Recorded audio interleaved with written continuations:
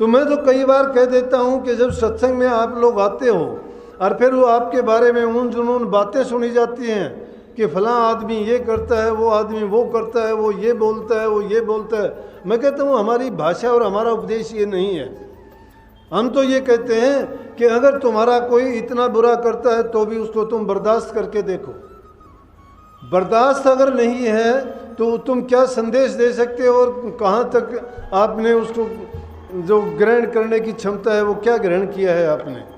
संतों का तो ये लाइन है, स्वामी जी महाराज के समय की बात है कि कुछ भी आपको कह लें, अरे हमारे से अच्छे तो भिखारी हैं, दरवाजे पे आके भीख मांगता है और भीख मांगने के लिए तुम लाख उसको कहते हो कि तू कमा के नहीं खा सकता, तू हट्टा कट्टा है, तू जवान है और फिर भी तू मांगता फिरता है, तेरी नीयत खराब है, तुमने मांगना खाना सीख लिया, कमाना नहीं जानते।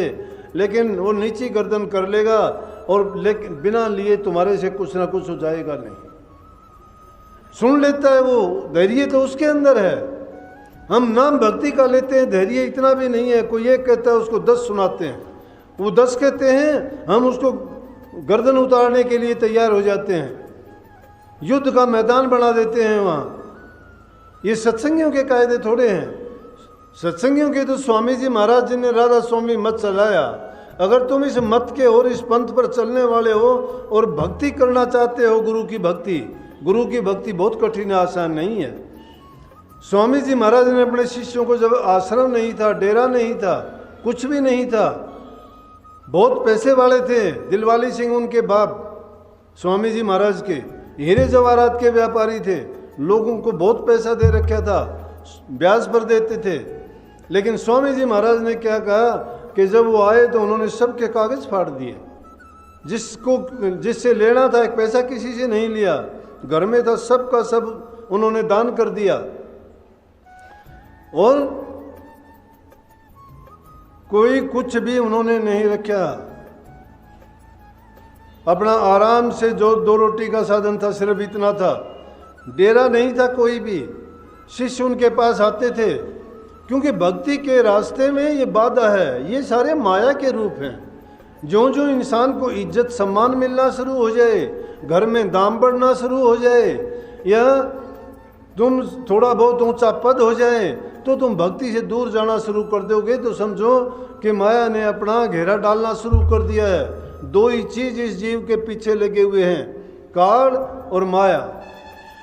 काल समय है, समय बदलते बदलते ऐसा बदल जाता है कि इंसान को ये होश नहीं आने देता कि वो क्या करता है क्या नहीं करता है। माया नए नए खेल रच के उसको उड़ जाती रहती है।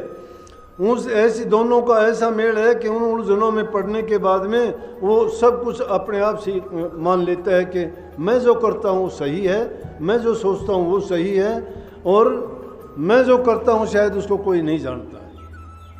तो स्वामी जी महाराज ने अपने शिष्यों को भेजा, पानी नहीं था, पानी के लिए कहा कि पानी लेके आओ। दूर कुआं था, वहाँ से पानी लेने के लिए शिष्य गए। दुनियादारी के लोग, जगत भगत का बैर है, जो केड़ा बड़बेर वो हाल है, वो चीर देर साहिब करे नमेर। जगत और भगत का तो हमेशा से बैर रहा है। दुनियादारी के लोग जो है उनको हमेशा किसके साथ क्या नहीं हुआ। संतों की अगर बात देखोगे तो कबीर साहब आदि संत थे, हर युग में आए। उनके साथ क्या क्या हुआ। हाथी के पैरों तले वो कुचले गए, नहीं कुचल पाया हाथी, वो ताकत ऐसी है। हाथी जब उनकी तरफ बढ़ता है उसको हाथी को शेर दिखाई देता है।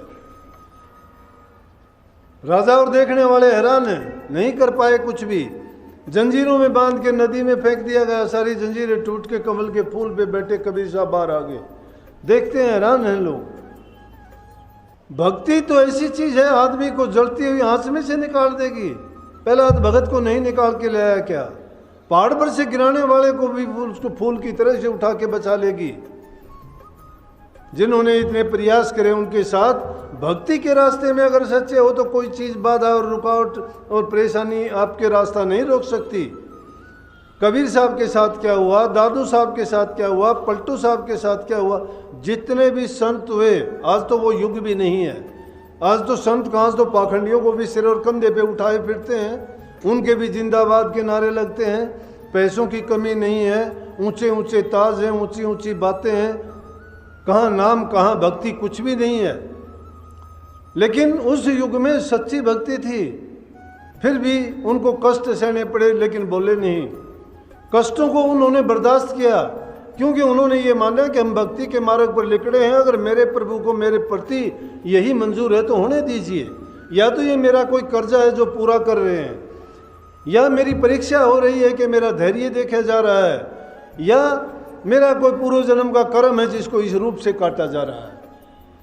हम समझते नहीं है, ये हमारी मूर्खता की बात है। थोड़ी सी बात होती है, कोई काम पूरा नहीं होता, छोड़ दो गुरु को, छोड़ो धर्म को।